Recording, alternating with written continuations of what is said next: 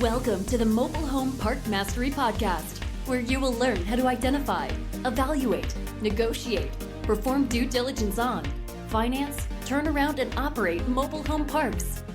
And now, here is your host, the fifth largest mobile home park owner in the United States, Frank Rolfe.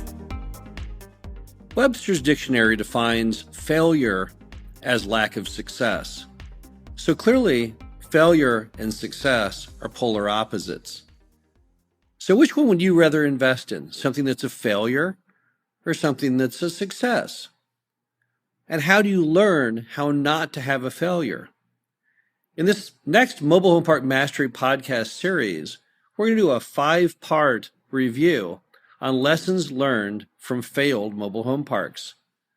We're going to go over why things went bad, and from that we can learn how not to repeat those same errors. The first type of mobile home park failure we're going to be going over in our first segment of this 5-part series is buying the wrong type of park. Yes, there are mobile home parks out there that no matter how good a negotiator and how good an operator you are, they are almost always doomed to failure. The first type is the illegal mobile home park. This is a mobile home park that has no proper operating permit. It should not even be there. Now you might say, how is that possible? How could there be a 20 or 50 or 100 space mobile home park that the city has allowed to operate even in the complete absence of permits? I've personally walked and met with the owner of one of them in Fort Worth, Texas. About 130 lots, and he had no permit. What he did was he filed for a permit and he was denied. So being a cantankerous old guy, he just started building it anyway. And the city, not wanting to get crosswise with him because they didn't want to spend any legal cost, they went along with his little project. However, when all this began, it was a small town. Over the years, it became to be a large suburb of Fort Worth with a hefty budget and a city manager and the ability to stop him and file a suit. But they made a decision internally. They decided they would not come after him. They would wait until it's sold and come after the next person. You see, the town also had kind of a good old boy network, and he was very much part of the network. So back in the days when he built it, he was friends to everyone, and they didn't want to upset their friend. But they thought, well, when he ultimately sells it, the next person, we don't know them, we don't care, we'll go ahead and shut it down then. If you had bought that property, which I looked at buying the property, unfortunately didn't, but if you'd bought that property, you would have been doomed, because the minute after closing, they would have come out and turned off your water and your sewer and your power, claiming the property was illegal and it had no right to be there. And in fact, it didn't. And if you'd gone to court, you would have lost. The next item that would make you not want to buy a park because it's doomed to failure are failing utilities. Now, there's a few that we want to put special attention on. On the water side, there's always private well water, but that's not really dooming you to failure. We have some of those properties. And there's always septic on the sewer side. We have some of those too, and you can still succeed with septic. There's packaging plant. Packaging plant is like a miniaturized city sewer system. They run fine. That's not going to doom your property. Might doom you financially if it breaks on your watch, because those things can cost $500,000 or more. I'm talking more towards something called the lagoon. The lagoon is a cesspool. It's just a big hole in the ground where all the sewage goes and the liquids evaporate. And it's just not something that most health departments in most states like these days.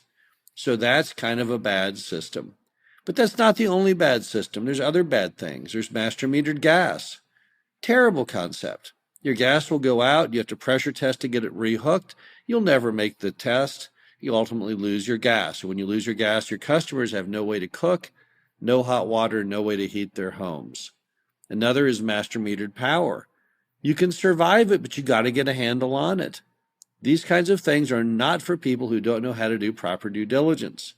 Master metered power system, if it pulls too many amps for how it's designed, the lines can theoretically catch on fire.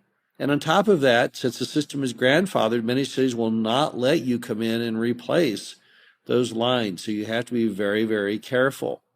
Other things that can sink a mobile home park in the infrastructure mode are bad roads. Floodplain issues. Let's say that your park is in a floodplain where it can flood up to 9 feet high if the rain only reaches a certain level.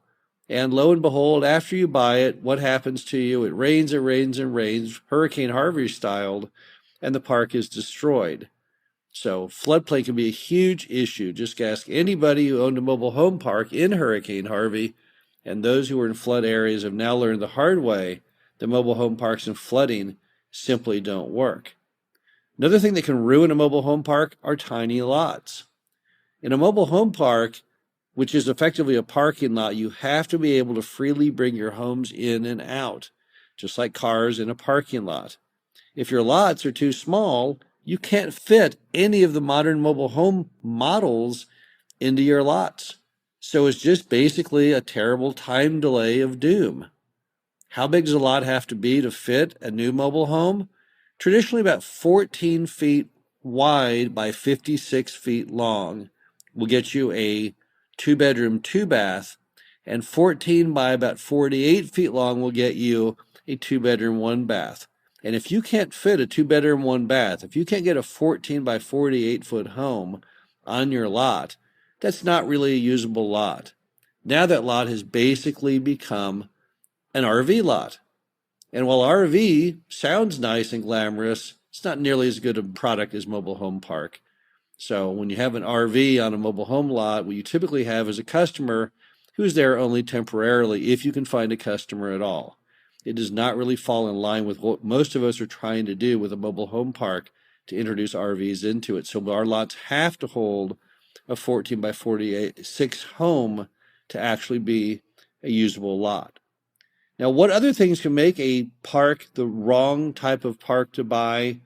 Well, there's many things. There's locational issues. Nobody wants to buy a park that's in a rural area.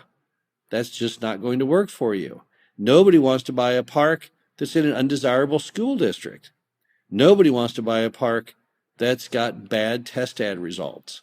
And you're going to say, well, gosh, all these things sound so obvious. Anyone would know that. Who could be crazy enough to do that? Well, let me tell you, back in the 2000s, there was a company that thought that these things were not essential. They were buying up mobile home parks left and right with the whole idea to grow huge and to ultimately go public, which they ultimately did, but they didn't do any due diligence along the way. And everyone in the industry watched them and watched all their misdeeds. I saw in one case alone where they bought a mobile home park without doing any diligence on it, not ever realizing until after closing how small the lots were. And then they found out that the lots would only hold one home if they sacrificed 2 lots for each one home that was brought in. Before they even realized that, they evicted all the residents out of the property, wanting to bring in new, classier looking homes. So in the end, what happened was they took a property that was roughly 100 lots and made it into a 50-space park, and none of the numbers then worked. They could not possibly double the rents to get back to where they began. So effectively, they had basically completely failed on the purchase. So many times we watch, sadly, as people make these terrible, dreadful errors. They buy illegal parks. They buy parks with utilities that are simply not working, densities that are bad, floodplain. And at the end of the movie, what do they really all have in common in buying the wrong type of park? It's very simple: lack of due diligence. Benjamin Franklin said that due diligence is the mother of good luck, and he was completely correct about mobile home parks. Although I don't think he ever owned one, nor would he have ever envisioned one day the concept of the mobile home park, the fact that he would affirm this sage advice makes him probably one of the great observers of mobile home park diligence. Because if you do the right things in diligence, if you pave the way by doing all the correct studies and asking all the right questions, for some reason you always have good luck. And I think we all would define good luck as success, which is the polar opposite of failure. So, what does it all mean? It means that although there are mobile home parks out there that are the wrong thing to buy, And if you buy them, you'll do terrible with them. The good news is there's a path not to do that. It's not left up to guesswork. You don't have to reinvent the wheel.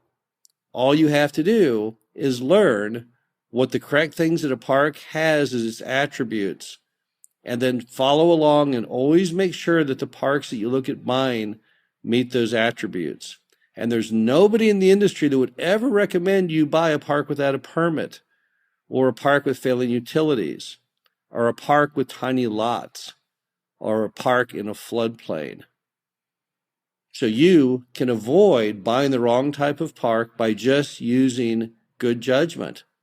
If you can just think clearly, if you can do due diligence and do it without any in a complete absence of emotion. What always ruins people in diligence is they say to themselves, "Oh, I'm going to buy this park," or they tell their friends, "Hey, I'm buying this park."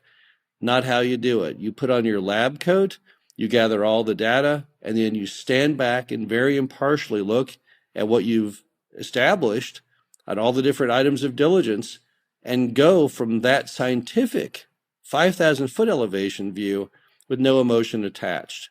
And if you can do good diligence on a mobile home park, then you can fend off ever buying the wrong type of park. And you never have to worry about having a failure on your hands, but only a success because you bought the right type of park, the type of park that makes for a solid investment with a good return.